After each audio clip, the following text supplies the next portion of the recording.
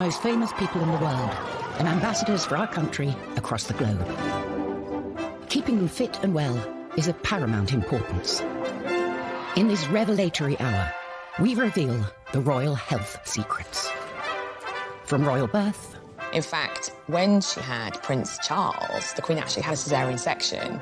...to royal death. For somebody who was very glamorous, it was a very sad ending to her life. From the secrets of Diana's bizarre health regime. She loved cupping. We used to do cupping on her at least once a week. To the Queen's life-saving emergency kit. There was always a Royal Navy surgeon travelling with them, as well as the matching blood. And the outrageous fertility bed of King George IV. And while you were using it, the bed started jolting, so that the magnets and electricity had fused, giving this huge jolt of passion. No stone is left unturned as we reveal the royal health secrets. From cradle to grave.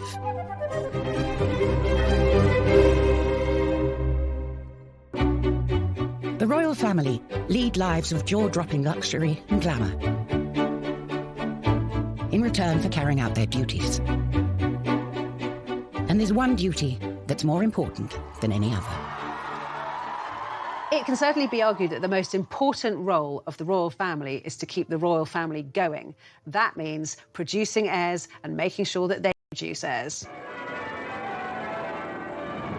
The nation's rejoicing is marked by a salute of guns.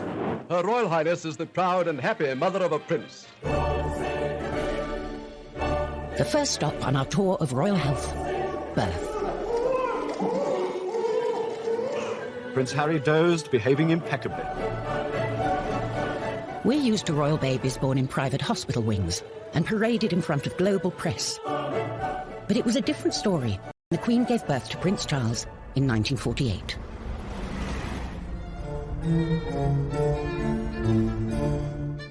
Back then, all royals opted for home or palace births. The three boys were all born at Buckingham Palace. Princess Anne was born at Clarence House purely because the Queen and Prince Philip had moved out of Buckingham Palace because it was being renovated after damage incurred during the Second World War. In fact, when she had Prince Charles, the Queen actually had a caesarean section. She wasn't rushed to hospital. The royal doctors set up an operating theatre inside Buckingham Palace. Everything was sterilised and performed the operation so that she could have Prince Charles there and then. And if you thought her consort would have been there to support her, think again. Well, apparently Prince Philip was swimming and playing squash when Prince Charles was born, which, frankly, is about as useful as a man of his youngest child. By that time, it's thought that the Queen put a lot of pressure on him and said, modern... Most famous people in the world and ambassadors for our country across the globe. Keeping them fit and well is of paramount importance. In this revelatory hour, we reveal the royal health secrets. From royal birth... In fact, when she had Prince Charles, the Queen actually had a caesarean section. To royal death. For somebody who was very glamorous, it was a very sad ending to her life. From the secrets of Diana's bizarre health regime. She loved cupping. We used to do cupping on her at least once a week. To the Queen's life-saving emergency kit. There was always a Royal Navy surgeon travelling with them, as well as the matching blood. And the outrageous fertility bed of King George IV. And while you were using it, the bed started jolting, so that the magnets and electricity had fused, giving this huge jolt of passion. No stone is left unturned as we reveal the royal health secrets. From cradle to grave.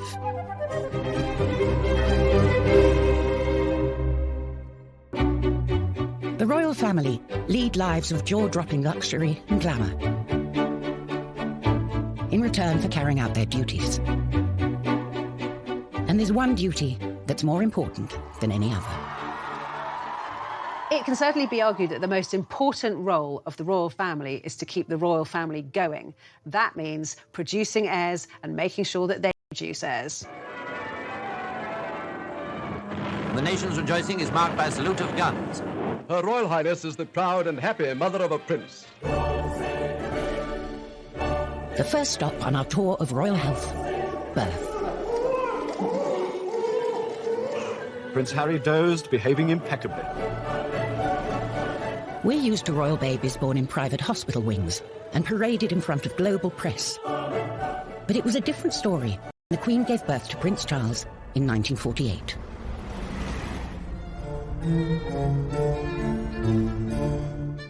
Back then, all royals opted for home or palace births.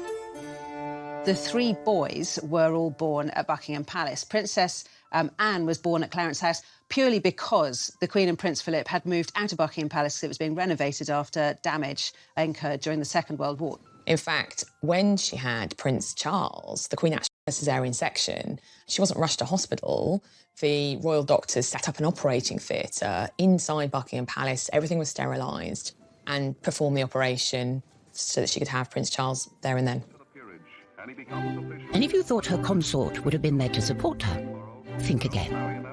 Apparently, Prince Philip was swimming and playing squash when Prince Charles was born, which, frankly, is about as useful as a man of his youngest child. By that time, it's thought that the Queen put a lot of pressure on him and said modern fathers and modern husbands are at their wives' bedside during the birth now, so you jolly well can be too. The head obstetrician was Sir John Peel, Ingrid Seward's godfather. Only one secret about the delivery ever escaped his lips. They converted the ballroom in Buckingham Palace into an operating theatre. Normally, it's a guest suite for visiting heads of state. And it was all going a bit slowly, and the faces were very long. And Prince Philip walked in.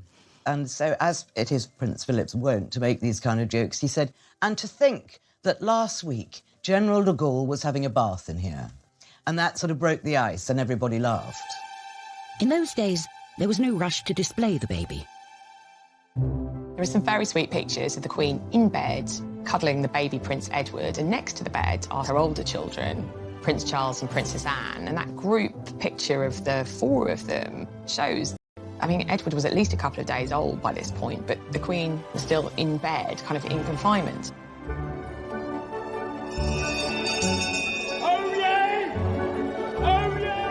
Things are very different today. Now, instead of presenting a baby to dignitaries, the royal couple shows him or her off to the general public just hours after birth.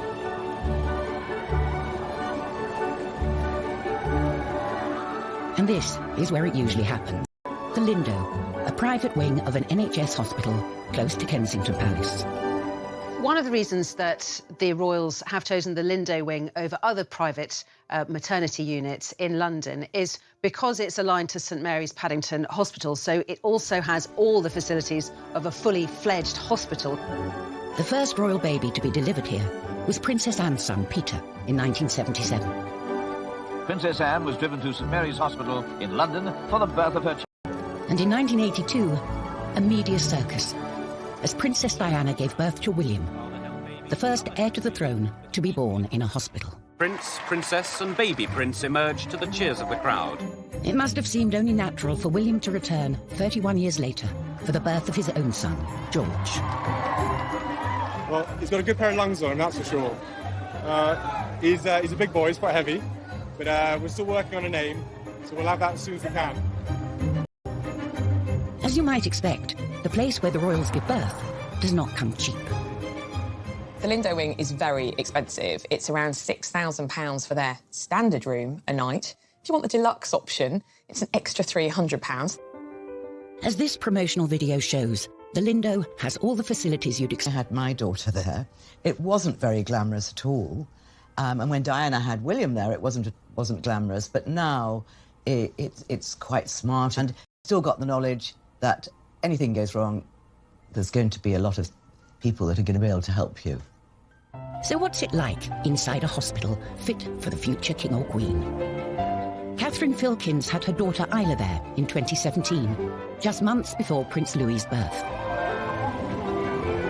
It did feel a little bit like you were staying in a hotel in terms of they had really nice toiletries that they provided for you in the bathrooms, and you had, a room with your own ensuite bathroom and your own private room. They had selection menus that you could choose lots of delicious gourmet-style food each day. They had the afternoon tea options. You could have wine and champagne if you decided. I didn't do that, but if you wanted to or your partner wanted to, they could partake in that. And really, apart from the amenities, it was much like a normal hospital. Neither, it turns out, did Prince William at the birth of Prince George. William and Kate eventually arrive. They were sort of nervous. The whole room had been sealed off for weeks beforehand, so once it had been security cleared. And William pops his head out of the room whilst Kate is in labour and says, "Oh, could I possibly have a drink?" And everyone's like, "Yes, of course you can." It's like, "Oh, just a glass of water." And they were like, "Of course!" Cold room temperature. And I think they were surprised, obviously, that how sort of low-key Kate and William were. And after the birth, one can relax in style, as Catherine can attest. We had booked a standard room, and when we got to our room, we were in a deluxe suite, and we were led to believe that it was the room where the royals were, and it was huge. The immaculately presented Kate has helped make the Lindo Wing Photocall a modern-day institution. Any parent, I think, will probably sort of know what this feeling feels like. Very special. But these photocalls are controversial. Many think they pressure other women to pretend childbirth is easy and neglect their recovery. There was a lot of talk about, did she really have to put tights on? We know that there's this etiquette that royals aren't seen without tights, but seriously, after giving birth, wriggling into a pair of tights must have been quite something. I don't think a civilised nation should be expecting women of any standing in life, whether they are birthing an heir to the throne or not, to do something like that. It was just disgusting. To those people who criticised Kate's appearance, especially with Prince George, what would you want her to look like? Do you want her to look, the future Queen of England, as if she'd been dragged through a hedge backwards? These pictures, particularly the pictures of the birth and the presentation of Prince George, are iconic. It's the birth of a new monarch, and I think we want them to look...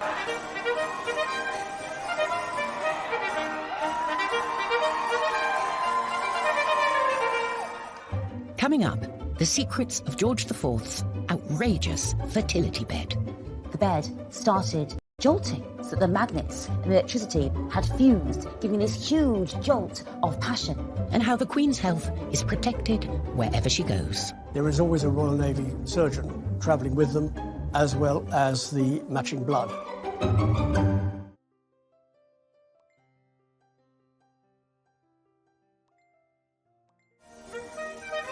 The modern royals seem to have no problems in the fertility department. However, back in 1779, King George IV sought some help from an upmarket fertility aid, the celestial bed. In 1781, James Graham, a sex doctor, a quack, a health doctor, he opened the Temple of Hymen in the Strand, and he sold time on the celestial electrical throne, he sold electrical pills, electrical cream, and he also sold a night on the celestial electrical bed for the huge sum of £50. That's over £4,300 in today's money to enhance your reproductive health. You got on the bed, and these servants were dancing around it, playing on their harps. Glamour girls. And while you were using it, the bed started jolting so that the magnets and electricity had fused, giving this huge jolt of passion.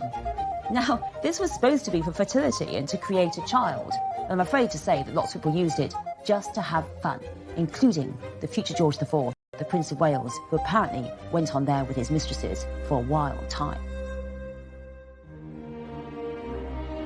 From fertility to vitality. Far from the quack doctors behind George's celestial bed, the modern royals have constant medical attention of the highest quality, and doctors at their beck and call. The medical care that the Queen receives is different from ours. She has the best doctors in the land, and she doesn't just have one doctor. There'll be three who to consider her problems and come to an agreement about how best to treat it, whatever it might be. The royal doctors accompany the Queen wherever she goes. When the Queen travels, there is always a Royal Navy surgeon travelling with them, a defibrillator, as well as the matching blood. With some of the places they go to, there's never any guarantee that there is going to be the right blood, and they prefer to carry their own. But the Queen's constitution isn't just down to her doctors. Her active and outdoorsy lifestyle has played a part. Isn't the Queen amazing? 93, still incredibly as fit as a fiddle, and on her feet for hours. A fiery stallion. She rides these fell ponies who are very broad and very comfortable, a little bit armchair, because she injured her knee, and of course she says she's a fair weather rider now, but you can't blame her for that. Many of us without the Queen's willpower need a little help to get fit. That's where personal trainer Nadia Fairweather comes in. In 2009, Princess Beatrice called in Nadia to take a 360-degree look at her diet and exercise. Beatrice came to me because she had some unfortunate photos taken of her on the beach when she was a teenager, and they were quite unflattering, and they made her feel really badly about herself. I think the pressure on the princesses is really hard because they're in the public eye all of the time. You can never have an off day. The royal can face different barriers to staying fit than we do. Firstly, there's those huge banquets that Beatrice would have to attend. Our little trick was that she would eat before she left, so she had a full stomach before she arrived so that she wasn't eating everything on offer when she got there. Then there's the paparazzi and the public. Beatrice and I used to train really early in the morning to avoid people recognize her, and they would often interrupt our session. They'd get right in her face, not even ask, they'd just take a photograph of her. Someone who doesn't need help to motivate herself is the Duchess of Sussex. With Meghan, the royal family has gained a real fitness fanatic. We all know that Meghan, the Duchess of Sussex, is a yoga aficionado. Her mother is a yoga instructor, so she's been doing it all her life, and we know has even introduced Harry to the delights of yoga and has been getting him to do an early morning yoga session. She likes doing it in the dark with hip-hop blaring, maybe a few candles. Meanwhile, Meghan's husband, Prince Harry, is a member of the swanky Kicks gym in Chelsea. Kicks Gym, KX Chelsea, is so exclusive. It's £600 a month. Yes, it does have gym equipment in there, but it also has, you know, a restaurant, it has a spa. Prince Philip, on the other hand, has followed a more no-thrills approach. When he was first married to Princess Elizabeth, he used to put on sweaters and run around the garden until he got a real sweater. The Queen thought he was mad. His tailor says that he's never actually had to take out any of his clothes. He still fits into all the uniforms he's had his entire life, which for a man pushing 100 is extremely impressive. The answer for everyone should be keep fit and stay alive. The secret to Philip's success is the 5 Basic Exercises programme, or 5BX, an 11-minute routine developed for the Royal Canadian Air Force. The advantage of the 5BX is that you don't need any equipment, it doesn't take up a lot of space or a lot of time. All the major muscles in the body have been used, so you see that it is balanced. For some royals, keeping fit and healthy isn't enough. They like to take matters into their own hands, using alternative therapies to treat themselves. The royal family for many, many generations have been fascinated by homeopathy, by alternative therapies, by the occult. Prince Charles is a passionate advocate of homeopathy, and in 2019, controversially, became patron of the Faculty of Homeopathy. He's absolutely devoted to it, and it's one of the weaknesses that people see in his critical thinking. Homeopathy is based on the principle that a substance that causes a symptom can also cure that symptom. Britain's most senior doctor, Dame Sally Davis, said she was perpetually surprised homeopathy was provided on the NHS and branded it as rubbish. In 2017, NHS England stated that no GP or prescriber should be providing it at all. However, the British Homeopathic Association maintains that a growing body of published research in good quality peer-reviewed journals shows that homeopathy has a positive effect. Prince Charles should be using his absolutely huge profile and platform to be promoting something that has evidence behind it, something that is going to actually help genuinely his nation. Famously, the biggest advocate of alternative therapies in the royal family was Princess Diana. That is liver meridian, take away all your tension. Dr. Lily Howe is an acupuncturist who treated Diana for stress and anxiety from 1996 until her death. She come 1 week, at least about 6 months. And after that, you know, even after 1 month, and she kept telling me, she said, Dr. Lily, I never feel as good as now physically. Acupuncture really can help her to calm her down, to give her more energy.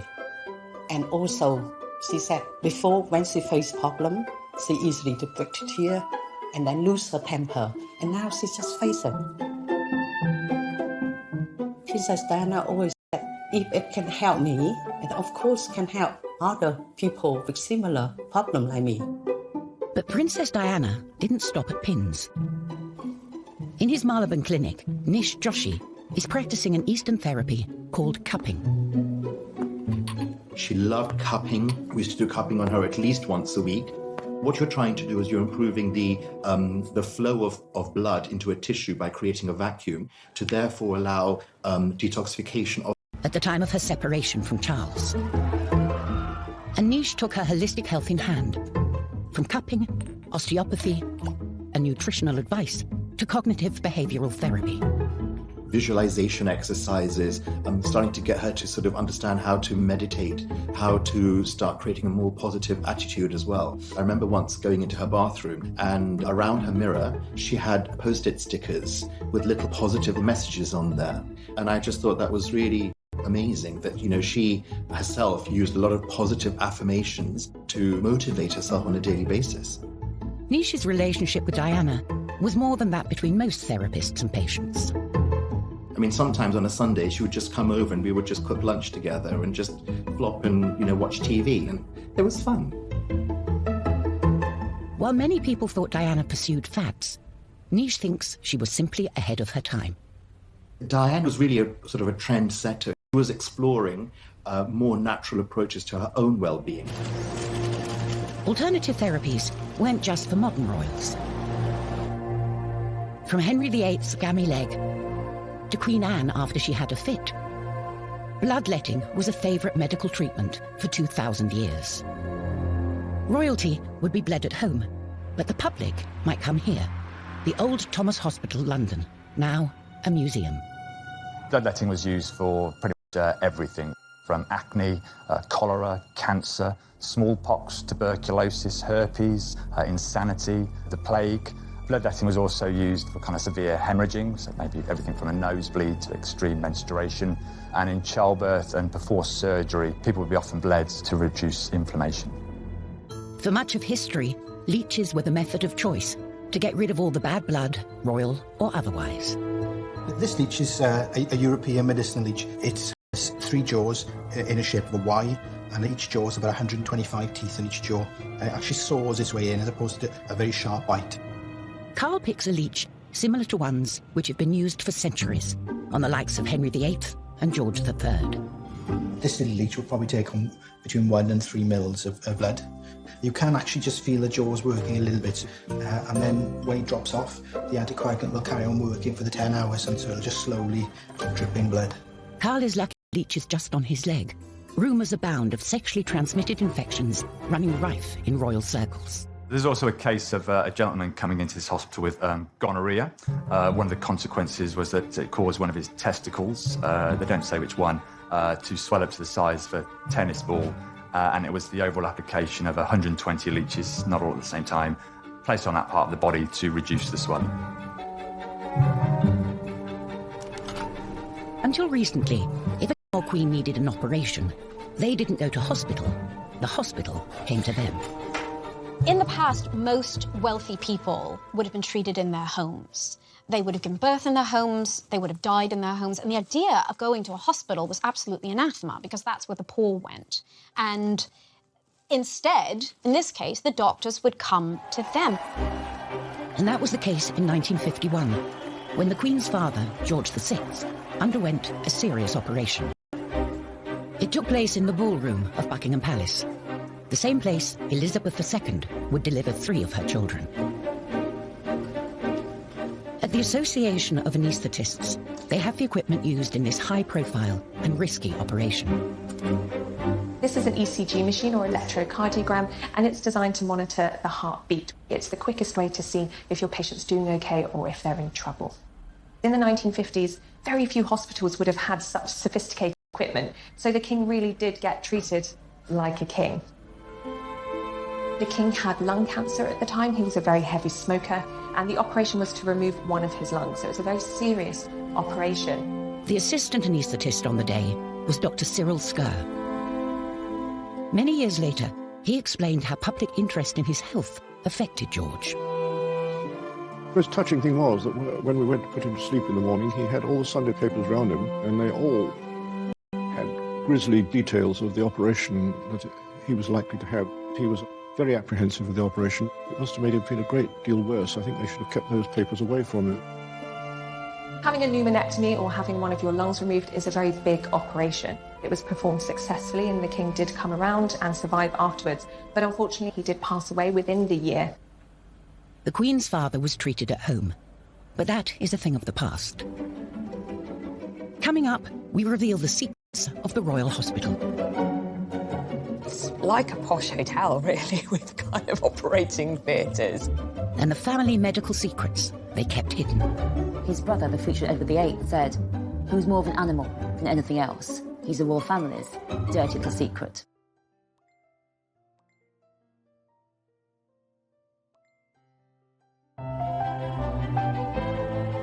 For many centuries, the health of the monarch was seen to reflect the health of the nation.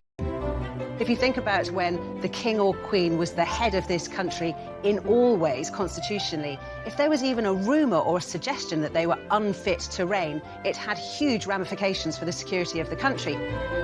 Even today, if you're a royal and you catch a sniffle, expect everyone to be talking about it. Their bodies aren't really their own.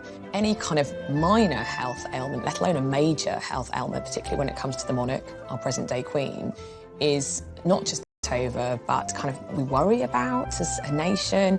It's a massive story. So it's important that our Royal Highnesses get the best care. And instead of the palace, nowadays, royal health gets dealt with here. The exclusive King Edward VII Hospital. It has 56 beds. I think it has something like 4 members of staff to 1 patient. So it's very small hospitals, but it's like a posh hotel, really, with kind of operating theatres. For Margaret Tyler, it's a place of pilgrimage. I decided one day I wanted to come down and see the hospital here. It wasn't actually really like a normal hospital. The rooms were lovely, sort of panelled and that sort of thing. It just felt like a normal large house. Charming, I would say the word is charming. One frequent patient was the Queen Mother, who, despite living to the grand age of 101, was plagued at the end of her life with multiple broken bones. They might be the royal family, but they cannot stop time. They are going to get old. And with age, even though they're so cosseted and so well looked after, they are still going to be afflicted by things that happen when we're old. Falls, stumbles. She had 2 hip operations, both done at the King Edward VII, both done by the same person that did Prince Philip's hip operation and Andy Murray's hip operation. Her daughter, the Queen, has better luck with her health, but isn't immune to all illness. In 2013, the Queen had her first hospital stay in a decade, when, at the age of 86, she was struck down with gastroenteritis. Gastroenteritis is mainly vomiting and diarrhea. You can also get other symptoms like stomach cramps, fevers, muscle aches, loss of appetite. For most people, it goes away in a few days without any treatment, but in the elderly, it can be severe and it can be bad enough to get them hospitalised. When the Queen was hospitalised in 2013, it did cause a big shock because she's so famous for being in good health and not giving in to anything and certainly not cancelling any trips. She had to cancel not only some domestic trips, but a trip to Rome in Italy as well. That the Queen is so rarely ill and that she recovers so quickly, to me, is testament to her baseline health. It's so impressive that she just bounces back as well as she does.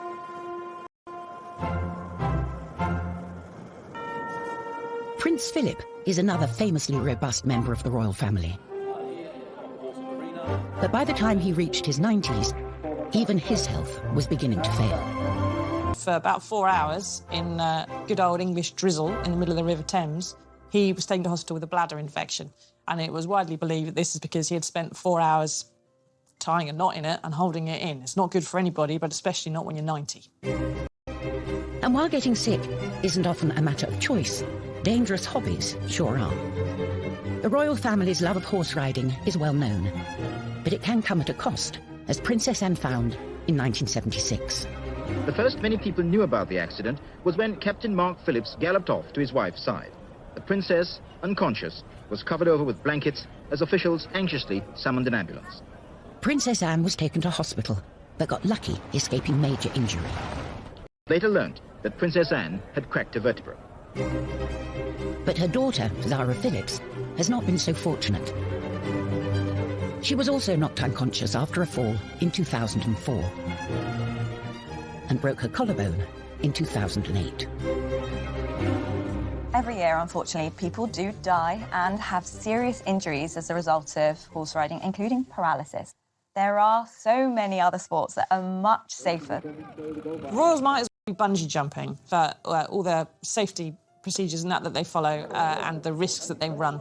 Bungee jumping in a car park above concrete with a really rubbish elastic band. To correct her spine, Princess Eugenie underwent major back surgery. In 2018, she decided to break royal protocol with her wedding dress to send a dramatic message. When Princess Eugenie got married, it was one of those moments where the royal family, the younger royals in particular, actually did a wonderful good thing for everybody else. She decided that one of the main features of her wedding dress should be quite low back and she wouldn't wear a veil. It was a major break from tradition, but meant everyone could see a long scar on her back from her childhood operation. Scoliosis is when you get a curvature and a twist to the spine. It can be severe and does need surgery and physiotherapy. In Princess Eugenie's case, she had 2 metal rods, one either side of her spine, put in and fixed in place with screws. She made an effort to design a dress with a big, deep V at the back to show her spinal scar so that she could show every other boy and girl in the world and in the country that if you have something like a curvature of the spine, A, it can be fixed, and B, your scars are what make you, and there's no need to be perfect. And I thought it was wonderful. I was almost in tears watching that. Eugenie proudly showed her scars off to the world. But back in 1902, the royal family were busy hiding away what they saw as a medical embarrassment. That he wasn't developing as fast as the children, he wasn't learning as fast, he had epileptic fits, he may have had autism. And they really started to try and hide him away. He did not go to his father's coronation, and in the First World War, he was basically put on this farm. But he never saw his siblings, and the family essentially were trying to hide him away, pretend he didn't exist. And when he died at the age of 15, his brother, the future Edward VIII, said he was more of an animal than anything else. How cruel, how unsympathetic. But to Edward, that was the way it was. He's the royal family's dirty little secret. Coming up, we see how Princess Diana took her own serious problems. She had tried to throw herself downstairs while she was pregnant. She suffered from bulimia, depression, crying fits. And used them to change the way royals dealt with mental health forever. And then she made a very brave decision that she was going to talk about it publicly.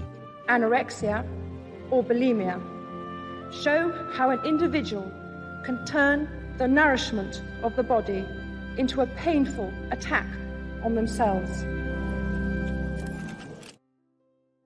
She made an effort to design a dress with a big, deep V at the back to show her spinal scar so that she could show every other boy and girl in the world and in the country that if you have a curvature of the spine, A, it can be fixed, B, your scars are what make you. And there's no need to be perfect. And I thought it was wonderful. I was almost in tears watching that.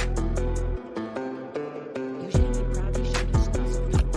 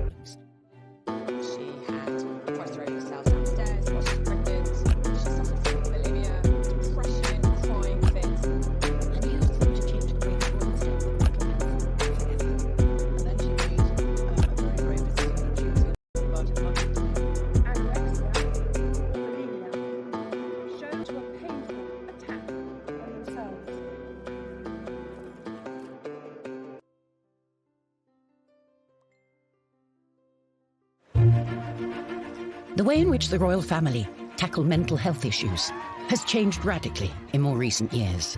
And much of that transformation was due to one woman. No one really knew that Princess Diana was suffering from mental health issues until the bombshell book written by Andrew Morton, which revealed that she had tried to throw herself down the stairs while she was pregnant. She suffered from bulimia, depression, crying fits.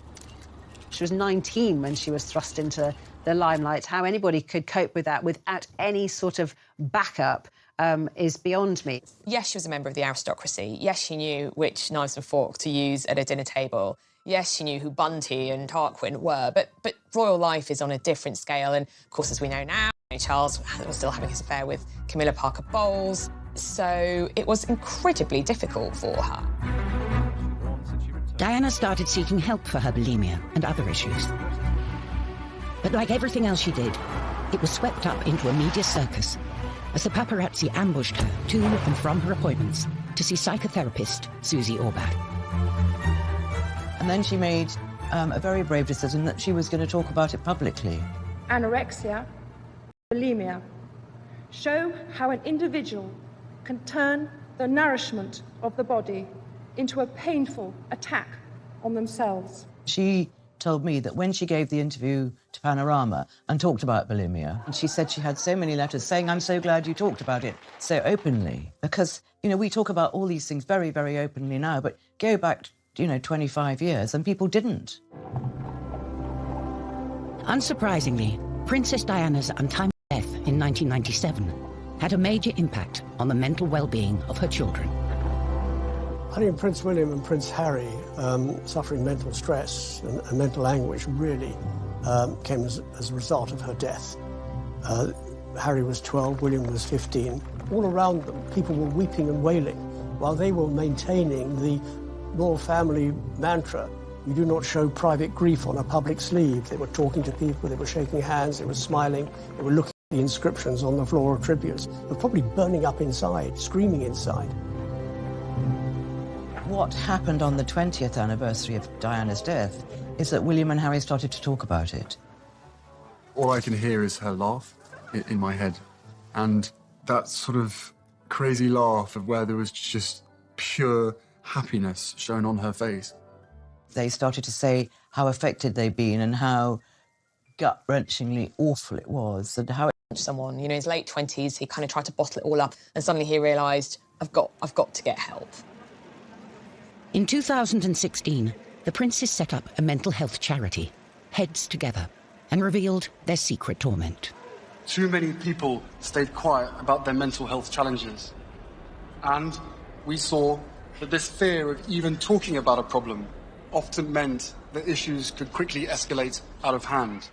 Whenever a high-profile person comes out to speak about their own mental health illnesses and problems, it does a lot for mental health because it encourages other people to do the same.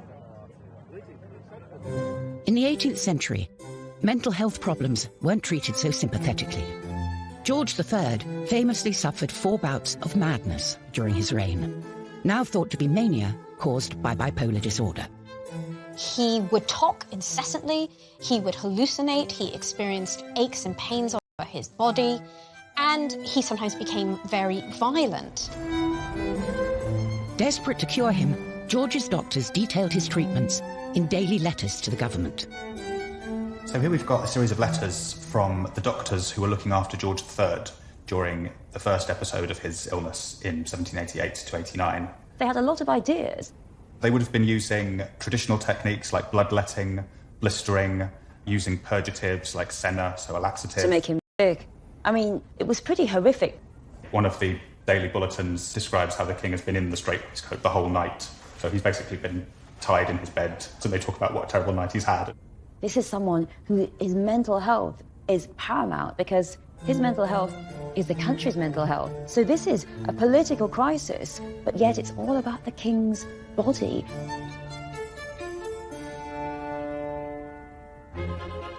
Another long-lived monarch who probably suffered from mental health issues was Queen Victoria. It's highly likely that Victoria was clinically depressed after the death of Albert. She completely retreated from all of her public engagements. She dressed in black for the rest of her life. She also started to eat excessively. And again, this is one of the reasons why she soon became too ashamed to go into public, because she had put on an enormous amount of weight. Overindulgence wasn't only Victoria's problem, as her uncle also suffered for his appetite. George IV was a man of decadent tastes, and definitely didn't have an exercise regime. Historian Kate Williams has come to his pleasure palace, the Brighton Pavilion, to find the evidence. So, Martin, what have we got here? So these are... His breeches, 3 years before he died. I mean, these are absolutely huge. What size are these? So these are 54 inches around the waist. I mean, the average man now is probably... 34. 34, so a 1 3/4 of an average man. Exactly. Yeah. Into here. His breakfast consisted of 2 pigeons, 3 beefsteaks, 3/4 of a bottle of Moselle, a glass of brandy, a glass of champagne, and this was just for breakfast. No Weetabix for George. No Weetabix, no vegetables, no Weetabix, no help. And he was in such chronic pain. He had so many illnesses, even from a young age. George's appetite led to multiple health issues, including gout, hardening of the arteries, and dropsy, which all cause more problems. The gout led to cataracts, meaning he was practically blind by the end of his life, and his hands got so full of liquid, he was unable to hold even a pen. There was a point his physicians actually said, because he was so large, that actually any exercise he did would have actually been quite damaging to his health. By the end of his life, he had to sleep sitting up to avoid being suffocated by his own weight, while doctors regularly tapped his abdomen to drain excess fluid. This is the reality. A man who had had a life of excess, and his health was... Shot. Absolutely shot to pieces. Yeah. Wow. It really brings home that one of the worst threats to a monarch's health is actually his own indulgence. But George IV wasn't the only royal who fell foul of their decadent lifestyle. The Queen's sister Margaret died in 2002 at the age of 71 after enduring years of bad health. Poor Princess Margaret, a lifetime of hard living finally caught up with her. All that drinking finally caught up with her. She scalded her feet in a shower, moustique. I mean, she didn't realise that the water was so hot. I mean, she literally was so hot it scalded her. That was a sort of led to more and more medical problems with her. Migraines, laryngitis, bronchitis from all the smoking, hepatitis, pneumonia, not forgetting the 3 strokes. For somebody who was very glamorous, somebody who enjoyed life, to suddenly be confronted with burns that you don't quite get over, to have a number of mini strokes you don't quite get over, it was a very sad ending to her life. Thankfully, her sister the Queen is much healthier. And just as well, when we've seen how the health of the monarch has been synonymous with the health of the nation for most of British history. The monarch is if the monarch is strong and healthy, the state is strong and healthy. We still wait with bated breath for every royal operation and celebrate every royal baby. And to many people, what happens to a royal body is almost as important as what happens to their own. It's always that kind of dichotomy. They're like us, but they're not like us. They live in palaces and drive around in carriages and have every kind of luxury that life could ever throw at them. But on the other hand, they are just like us because they still need hip replacements, have knee trouble, they break wrists, and so it kind of shows that they are just still like us. We have a very strange psychological connection to the royal family, as though they are our own family in some way. And so when their health suffers, we really care and we really are interested in it. Many people do look up to the royal family and they want them to be more beautiful than us, better dressed than us, sparklier jewels than us, and have better health than us.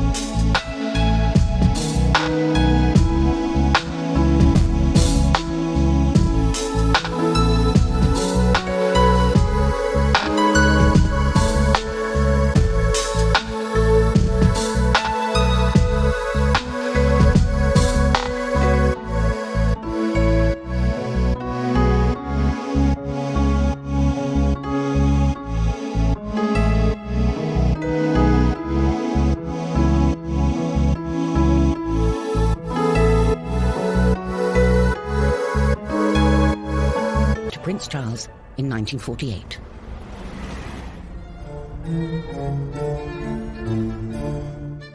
Back then, all royals opted for home or palace births.